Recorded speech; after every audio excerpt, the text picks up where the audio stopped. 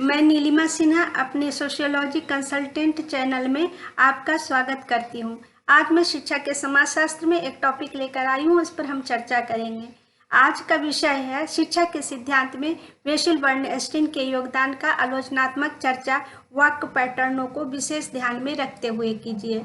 इस विषय पर चर्चा करने के पहले मैं आपको यह बतलाने का प्रयास करूंगी कि क्या आप आलोचना का अर्थ समझते हैं या आलोचना किसे कहते हैं या आप जानते हैं। मैं आलोचना शब्द का व्याख्या करने का प्रयास करूंगी। इसके बाद हम प्रश्नों के उत्तर देने पर चर्चा करेंगे।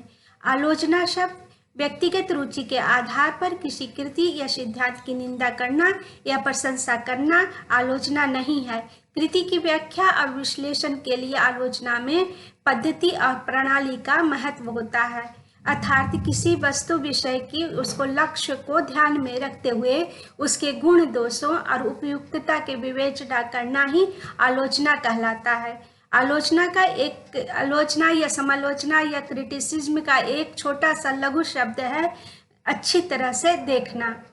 आलोचना करते समय आलोचक अपने व्यक्तिगत राग द्वेष रुचि अरुचि को से तभी बच सकता है जब पद्धति का अनुसरण करें और वस्तुनिष्ठ होकर उस पद्धति का न्याय करें। अब हम विषय पर आते हैं। विषय में क्वेश्चन एक बार फिर से पढ़ते हैं। विषय है या क्वेश्चन है, शिक्षा के सिद्धांत में वेशिल बर्नस्टीन के योगदान की आलोचनात्मक चर्चा वाक्य पैटर्नों को विशेष ध्यान में रखते हुए कीजिए। यह क्वेश्चन इस वर्ष के असाइनमेंट में भी है। आप इसको ध्यान से सुन समझ सकते हैं और असाइनमेंट बनाने का प्रयास कर सकते हैं। अब हम इस पर प्रश्न के उत्तर पर आते हैं। विवेचनात्मक चिंतन, जो कि एक बौद्धिक योगदान है, का समाज में शिक्षा की नीतियों और व्यवहार पर गहरा प्रभाव होता है। इन चिंतकों में वेशिल बर्नस्टीन का योगदान उल्लेखनीय है। समाजशास्त्री विचारक बर्नस्टीन 1924 से लेकर 2000 तक लंदन में रह रहे प्रवासी यहूदी परिवार का पुत्र था। बच्चे के रूप में वेशिल बर्नस्टीन के दिमाग में छोटे और सरल प्रश्न थे जिसका पाठ्यक्रम में कोई जवाब नहीं होता था। विद्यालय में उसके अनुभवों ने उन्हें शिक्षा संबंधी विचारों को आधार प्रदान किया। बर्नस्टीन ने लंदन स्कूल ऑफ इकोनॉमिक्स से समाजशास्त्र का अध्ययन किया, जो उस समय विद्यार्थियों को सामाजिक असमानताओं के शिक्षा, स्वास्थ्य और कल्याण पर पड़ने वाले प्रभावों को जानने के लिए प्रोत्साहित करता था। उन्होंने शिक्षा पर ध्यान केंद्रित करने का निर्णय लिया। सन 1963 में बर्नस्टीन को शिक्षा के समाज में वरिष्ठ प्रवक्ता के पद पर नियुक्त किया गया और उन्होंने अपना शेष जीवन शोध करने और डॉक्टरेट के उपाधि के बाद शोध कार्य का निरीक्षण करने में बिताया। लगभग 6 वर्षों तक उन्होंने सिटी डे कॉलेज में भी पढ़ाया। उनके विद्यार्थी ऐसे होते थे जो औपचारिक शिक्षा में असफल रहे थे। बाद में उन्होंने भाषा का प्रयोग और सामाजिक वर्ग से इसके संबंधों में रुचि विकसित की। इस क्षेत्र में उन्होंने यूनिवर्सिटी कॉलेज ऑफ लंदन में ध्वनि विज्ञान विभाग में 2 वर्ष रहने के दौरान काफ़ी काम किया। बर्नस्टीन को शिक्षा सिद्धांतों में व्यापक योगदान के लिए जाना जाता है। उन्होंने 2 प्रकार के वाक्य प्रतिरूपों में भेद किया, पहला सीमित कूट और दूसरा विस्तृत कूट। सीमित कूट एक प्रकार का छोटा सा भाषण है जिसका विशेषता उसकी छोटी असरल व्याकरण और अपरिष्कृत वाक्य हैं। अधूरे और अपरिष्कृत वाक्य सीमित कूट की विशेषता है। सीमित कूट में संवाद संभव होता है क्योंकि बातचीत करने वाले का अनुभव साझे होते हैं, जो अर्थ और अभिप्राय को भाव, मुद्राओं, आवाज के उतार चढ़ाव और संवाद के संदर्भ में स्पष्ट किया जाता है। सीमित कूट के माध्यम से संवाद केवल तभी संभव होता है जब संवाद उन्हीं तक सीमित हों जो आपस में सुपरिचित होते हैं, और दूसरा यह एक विशिष्ट सामाजिक समूह और विशिष्ट सामाजिक संदर्भ से बंधे होते हैं। विस्तृत कूट किसे कहते हैं? विस्तृत कूट अर्थात विवरण को शब्द देने पर आधारित है, जिसमें से बहुत तो सीमित कूट के लिए छोड़ दिए जाते हैं। इसका अर्थ एक विशिष्ट सामाजिक विषय सामग्री तक सीमित नहीं होते, बल्कि सार्वभौमिक और सबके लिए उपलब्ध होते हैं। यह इसलिए संभव होते हैं क्योंकि सिद्धांत और व्यवहार प्रयोग अधिक स्पष्ट बनाए गए हैं। वर्नस्टीन द्वारा वाक्य कूट और सामाजिक वर्ग के बीच के संबंध को एक कहानी के उदाहरण के माध्यम से स्पष्ट किया गया है, जिसमें से दो बच्चे हैं, उसमें से एक बच्चा मजदूर वर्ग से संबंध रखता है जिसे आप पुकारा गया है, और दूसरों को वह कहा गया है जो मध्यम वर्ग से संबंध रखता है। दोनों को 4 चित्र दिए गए हैं जिसके आधार पर उन्हें कहानी विकसित करने को कहा गया है। पहले चित्र में बहुत से बच्चे फुटबॉल खेलते दिखलाए गए हैं, जबकि दूसरे चित्र में गेंद से खिड़की का शीशा टूटता हुआ दिखलाया गया है। तीसरे चित्र में एक महिला खिड़की से बाहर झांकती हुई दिखलाई गई है तथा एक पुरुष द्वारा लड़कों को धमकाने की मुद्रा है। तो चौथे में उस दृश्य से वापस जाते हुए दिखलाया गया है। ऐसा पाया गया कि अ ने कहानी सुनाने के लिए सीमित कूट का प्रयोग किया। बच्चे ने कई बातें तो कही ही नहीं और कहानी चित्र में दिखाकर एक विशेष संदर्भ तक सीमित रही। वास्तव में चित्रों की सहायता के बिना कहानी समझी ही नहीं जा सकती थी। बर्नस्टीन ने स्पष्ट किया कि ऐसा इस कारण हुआ क्योंकि मजदूर और कामगार वर्ग में सदस्यों की स्थिति उसकी आयु, लिंग और परिवार में संबंधों के आधार पर स्पष्ट परिभाषित होती है। इसके लिए शाब्दिक वर्णन की आवश्यकता नहीं होती। दूसरी ओर बाद में विस्तृत कूट का प्रयोग कर उस कहानी और उसमें घटी घटनाओं को एकीकृत ढंग से स्पष्ट किया तथा उसके बीच संबंधों को समझाया। कहानी चित्रों के बिना भी समझ में आती थी।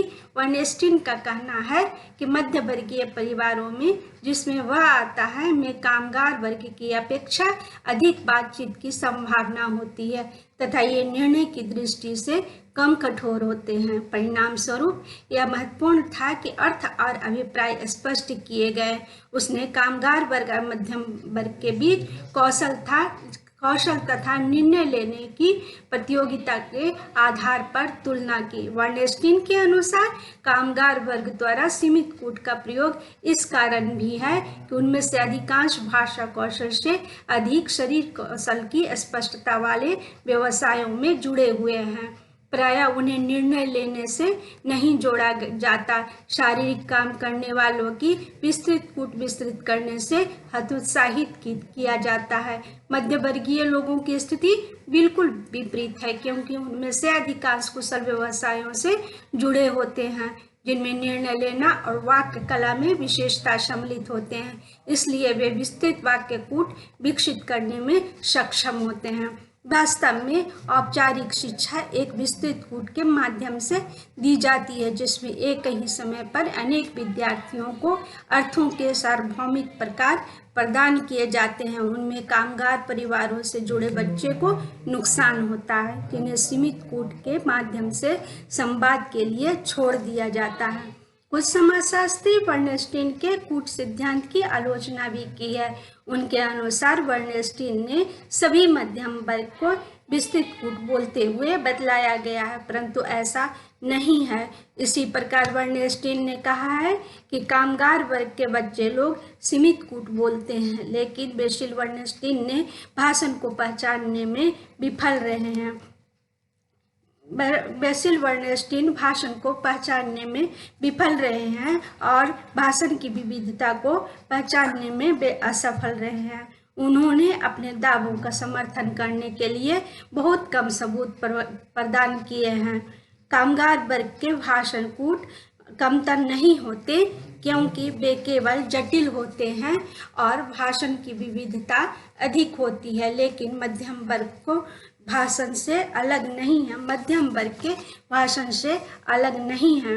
वर्नस्टीन ने यह स्वीकार करता है कि सीमित कूट में गर्मी और ऊर्जा और सरलता और स्पष्टता है, लेकिन यह औपचारिक शिक्षा प्रणाली के अनुकूल नहीं है। वर्नस्टीन के अनुसार जिस प्रकार समाज उस शिक्षा ज्ञान को वर्गीकृत वितरित और संचारित तथा मूल्यांकित करता है तथा जिसे जनसमूहों को उपलब्ध कराता है, उसमें समाज नियंत्रण के सिद्धांत भी शक्ति वितरण के साथ साथ परिलक्षित होते हैं।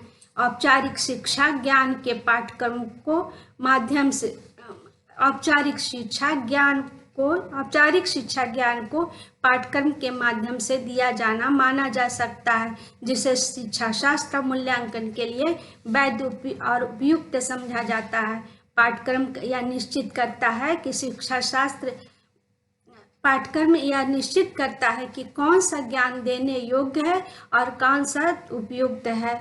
शिक्षा शास्त्र यह तय करता है कि क्या ज्ञान का संचरण वैध है और मूल्यांकन शिक्षा के कूट का वैध अनुभवीकरण है, जिसका संबंध पाठ्य सामग्री निर्माण, शिक्षा शास्त्र और मूल्यांकन से है। अब गुडसन ने बर्नस्टीन के कूट सिद्धांत का वर्णन करते हुए कहा है कि दृढ़ पाठ्यक्रम या पाठ्यक्रम वर्गों के बीच दृढ़ सीमाएं ऐसे पाठ्यक्रम की ओर इंगित करता है जिसका विभेदीकरण और पृथकीकरण परंपरागत ज्ञान विषय के रूप में किया गया है, जबकि कमजोर वर्गीकरण ऐसे पाठ्यक्रम की ओर इंगित करता है जो कमजोर सीमाओं वाला एकीकृत पाठ्यक्रम है। इन दो प्रकार के पाठ्यक्रमों को संग्रहण कूट और एकीकृत कूट कहा जाता है।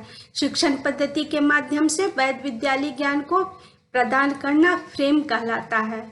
फ्रेम शब्द का प्रयोग शिक्षक और विद्यार्थी के बीच विशिष्ट संबंधों को अभिव्यक्त करने के लिए किया जाता है। यह उस सीमा की शक्ति को व्यक्त करता है जो शिक्षण संबंधों में क्या पढ़ना चाहिए और क्या नहीं पढ़ना चाहिए के भेद को स्पष्ट करता है। सशक्त फ्रेम का अर्थ स्पष्ट सीमाएं और कमजोर रचना का अर्थ धुंधली सीमाएं हैं। बर्नस्टीन ने शिक्षा कूटों तथा शक्ति के ढांचों और सामाजिक नियंत्रण के सिद्धांतों के बीच अंतर संबंधों का विश्लेषण किया है। इस प्रकार बर्नस्टीन ने स्थापित किया कि वर्गीकरण और फ्रेम जितना दृढ़ होगा, शिक्षण संबंध उतने ही श्रेणीबद्ध एवं विधिबद्ध होने की ओर प्रवृत्त होते हैं। शिक्षक दादान न्यून स्तरीय एवं आधारहीन प्रतीत होते हैं। ये वे चीजें हैं जिन्हें प्रेरणा की तरह अर्जित किया जाता है और उन्हें शिष्यों को प्रोत्साहन तथा उसमें उपजी प्रेरणा को पोषित करने के लिए प्रयुक्त किया जाता है। प्रेम की दृढ़ता पर निर्भर होकर ज्ञान एक संदर्भ में प्रदान किया जाता है, जिसमें शिक्षक को परंपरागत माध्यमिक शिक्षा में पदानुक्रम में अधिकतम नियंत्रण और निगरानी प्राप्त होती है। प्रारंभिक बचपन में संग्रहण कूट के फ्रेम को बच्चों के ज्ञान के ऐसे फ्रेम में समाजीकरण किया जाता है जिसमें दैनिक यथार्थ से संबंध नजरअंदाज हो जाते हैं। परिणाम स्वरूप शिक्षा को ज्ञान गुण माना जाता है जो साधारण अथवा सांसारिक होने से परे है। जिसके पास यह ज्ञान होता है उन्हें विशेष महत्व दिया जाता है। जब दैनिक यथार्थ को समाहित करने के लिए फ्रेम को नरम किया जाता है, तब शिक्षा ज्ञान, शक्ति और प्रतिष्ठा के प्रतीक बन जाता है। निष्कर्षतः शिक्षा के सिद्धांत के क्षेत्र में बर्नस्टीन का योगदान व्यक्ति और उसके व्यक्तित्व के विकास में महत्वपूर्ण भूमिका निभाता है। नमस्कार, धन्यवाद। वीडियो को लाइक करें और चैनल को सब्सक्राइब